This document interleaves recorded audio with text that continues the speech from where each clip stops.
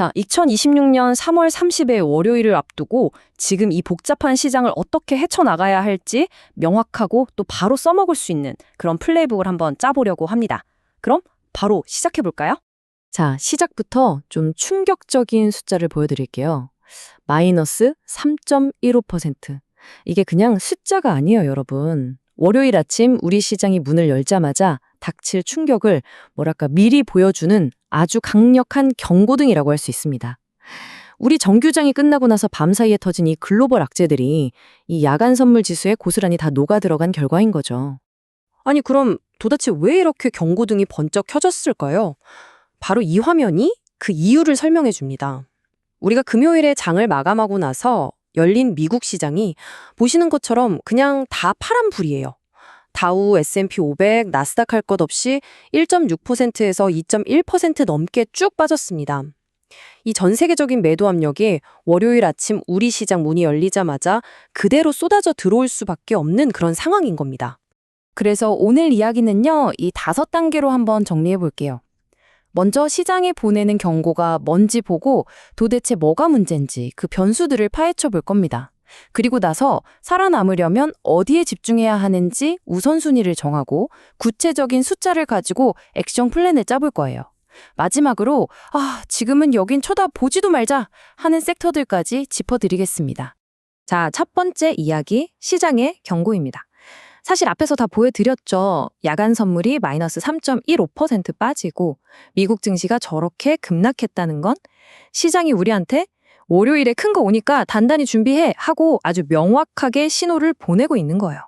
이 두 가지만 봐도 일단은 몸을 좀 사려야겠구나, 방어적으로 가야겠구나 하는 걸 알 수 있는 거죠. 좋아요.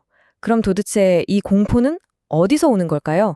지금부터 시장을 이렇게나 흔들고 있는 그 복합적인 원인들을 하나하나 진단해 보겠습니다. 크게 보면 4가지 외부 악재가 있고요. 거기에 기술주 섹터에만 딱 떨어진 충격이 하나 더 있습니다. 시장을 짓누르고 있는 4가지 큰 바람 한번 보시죠. 첫 번째, 미국하고 이란 사이에 군사 충돌 가능성이 막 커지면서 지정학적 리스크가 정말 극에 달했어요. 두 번째, 바로 이것 때문에 국제유가가 배럴당 $100 근처까지 치솟으면서 이러다 경기 침체랑 물가 상승이 같이 오는 거 아냐? 하는 스태그플레이션 공포를 키우고 있습니다. 세 번째, 3월 한 달 동안 외국인들이 우리 증시에서 돈을 뺐는데 이게 2008년 금융위기 이후로 가장 큰 규모라고 합니다. 어마어마하죠? 마지막으로 환율. 원달러 환율이 1,500원을 넘어버리니까 외국인들 입장에서는 주식을 팔고 싶어지는 그런 악순환까지 만들어지고 있는 거죠. 이 4가지가 지금 동시에 우리 시장을 꽉 누르고 있는 겁니다. 그런데 엎친 데 덮친 격으로 기술주 섹터에는 아주 직접적인 충격이 하나 더 떨어졌습니다. 바로 터보 퀀트 쇼크라는 건데요.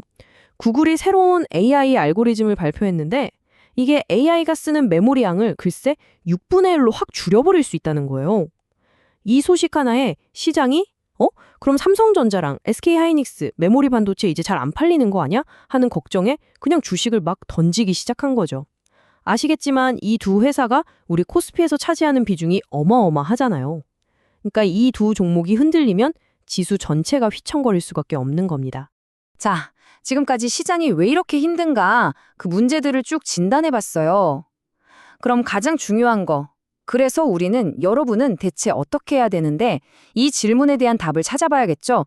이제 핵심 전략으로 넘어가 보겠습니다. 결론부터 말하면 지금 같은 장에서는 막 공격적으로 성장주 쫓아가고 그럴 때가 아니에요. 이 거친 폭풍우를 묵묵히 견뎌낼 수 있는 종목을 찾는 것, 즉 생존이 최우선 목표가 되어야 합니다. 바로 이 말. 지금 시장의 핵심은 성장 추세를 쫓는 게 아니라 버텨낼 수 있는 섹터를 가려내는 데 있다. 이게 지금 상황을 딱 요약해주는 말 같아요. 우리가 보통 공격이 최선의 방어다 이런 말도 하잖아요.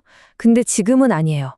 지금은 단단하게 지키는 게 결국 기회를 만드는 그런 국면입니다. 자, 그럼 우리 포트폴리오를 지켜줄 그 방패 어디서 찾아야 할까요? 월요일 아침 딱 9시에 장이 열리잖아요. 그럼 여러분 관심 종목 리스트 그 맨 위에는 바로 이 순서대로 있어야 합니다. 자, 1순위. 지금 같은 지정학적 리스크 상황에서 오히려 주목받는 그리고 정책 수혜까지 기대되는 방산주, 바로 한화 에어로스페이스나 KI 같은 종목들입니다. 이 순위는요, 시장이 어려울 때 찾는 대표적인 방어주죠. 유틸리티나 원전, 그러니까 한국전력 같은 종목들이에요. 3순위는 저평가 매력에 주주환원 기대감까지 있는 금융주고요. 반도체나 로봇, AI는요? 얘네들은 일단 후순입니다. 반도체는 시장이 특정 조건을 만족시켜줘야 하고 로봇이랑 AI는 지수가 회복되는 게 확인되는 오후쯤에나 한번 쳐다볼까 하는 그런 카드라고 생각하시면 돼요. 자, 이제 진짜 제일 중요한 부분으로 들어갑니다. 지금까지 말한 전략을 그냥 머리로만 아는 게 아니라 여러분이 실제 행동으로 옮길 수 있게 만들어줄 구체적인 숫자들, 바로 그 명확한 실행 계획을 한번 짜보겠습니다. 그래서 월요일에 우리는 도대체 어떤 숫자를 뚫어져라 쳐다봐야 할까요? 시장이 좋은지 나쁜지, 지금 사야 하는지 팔아야 하는지, 그걸 알려주는 그 핵심 지표가 뭘까요? 바로 이 표! 이게 월요일 여러분의 내비게이션이 되어줄 겁니다. 자, 시나리오별로 한번 짚어볼게요. 만약에 코스피가 5,300선을 아주 힘있게 뚫고 올라간다? 이건 시장이 나 이제 괜찮아 하고 보내는 청신호예요. 바로 그때 우리가 잠시 뒤로 미뤄뒀던 반도체 대형주들을 다시 쳐다볼 수 있습니다. 하지만 그보다 더 중요한 건 5,250선, 여기가 바로 우리 전략의 생명선입니다. 이 선을 어떻게든 지켜주면 기술적 반등이라도 기대하면서 버텨볼 수 있어요. 그런데 만약에 이 5,250선이 힘없이 무너지고 5,200선까지 위협받는다? 이건 아주 위험한 신호입니다. 추가 하락 가능성이 높다는 뜻이에요. 이때는 고민할 필요 없어요. 딱 1순위로 꼽았던 방산주만 빼고는 비중을 줄이면서 일단 시장을 지켜보는 게 원칙입니다. 코스피랑 코스닥 이 두 시장의 핵심 숫자를 나란히 놓고 보면 전략이 약간 달라져요. 코스피는 방금 말씀드린 것처럼 5,250선이 그날 시장의 생사를 가르는 기준점이고 5,300선을 넘어서야 반도체 같은 대형주들이 살아난다고 볼 수 있죠. 코스닥은 좀 다른데요. 1,110선. 여기가 무너지면 투심이 확 얼어붙을 수 있는 마지막 방어선이라고 보시면 돼요. 반대로 로봇이나 AI 같은 테마주로 단기 트레이딩을 좀 해볼까 하려면 최소한 1,120선은 회복해줘야 합니다. 자, 그럼 월요일 하루 시간대별로 뭘 해야 할지 체크리스트를 드릴게요. 먼저 9시부터 9시 30분. 이 시간은 절대 매수하는 시간이 아닙니다. 시장이 어디까지 빠지는지 그 저점을 그냥 지켜보는 시간이에요. 떨어지는 칼날 잡으면 안 됩니다. 그리고 10시 넘어서 반등이 슬슬 나올 때, 그때는 그 반등의 질을 봐야 돼요. 방산주나 유틸리티 같은 몇몇 종목만 오르는 건 진짜 반등이 아닐 수 있어요. 진짜는 반도체, 자동차 같은 덩치 큰 애들이 같이 움직여줘야 합니다. 그리고 제일 중요한 거, 오후 1시 이후에 아침에 찍었던 그 저점을 다시 깨지 않고 잘 버텨주는지 이걸 꼭 확인해야 합니다. 이게 확인이 돼야 이제 시장이 좀 진정됐구나 하고 판단할 수 있는 거예요. 좋은 전략이라는 게 뭘 사야 하는지도 중요하지만 뭘 사면 안 되는지, 어떤 위험을 피해야 하는지를 아는 게 어쩌면 더 중요할 수 있습니다.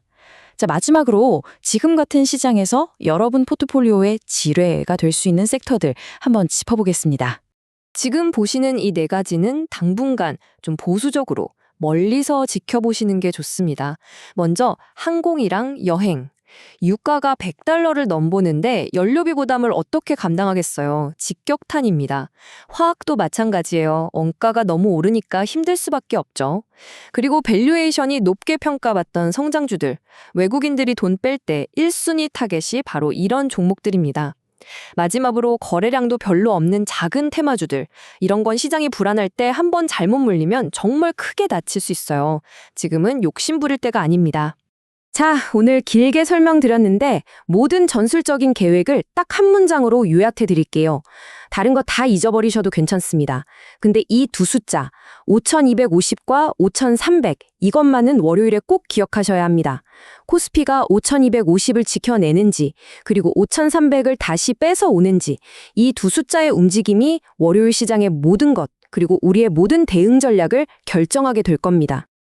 자, 이제 플레이북은 여러분 손에 쥐어졌습니다. 하지만 제가 세워드린 이 계획보다 더 중요한 게 있어요. 바로 예측할 수 없는 시장의 흔들림 앞에서 여러분 자신만의 투자 원칙을 굳건하게 지키는 겁니다. 시장이 마구 흔들릴 때 여러분은 어떤 원칙을 따르실 건가요?